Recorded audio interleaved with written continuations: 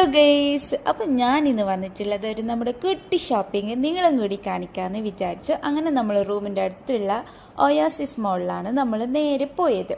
ആദ്യം നമ്മൾ മാക്സിൽ കയറി നോക്കുള്ള ഡ്രസ്സാണ് നോക്കുന്നത്. അപ്പോൾ അവിടെയുള്ള ഡമ്മിനെ കൈയൊടിച്ചിട്ട് ഞാനൊന്നും അറിഞ്ഞില്ല എന്ന ഭാവത്തിലാണ് നേരെ വന്നത്.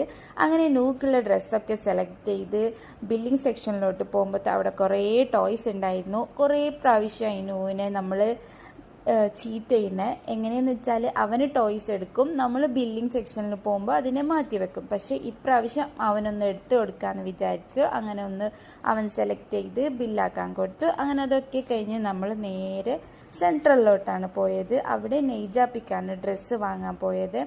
അങ്ങനെ അടിപൊളി കളക്ഷൻസ് ഉണ്ട്. അപ്പോൾ ഞാനും എടുത്തു, ഷെബിർച്ചാവും എടുത്തു. അങ്ങനെ നമുക്ക് 4 ആൾക്കുള്ള ഡ്രസ്സും നമ്മൾ ഒയാസിസ് മോളിൽ തന്നെ എടുത്തു.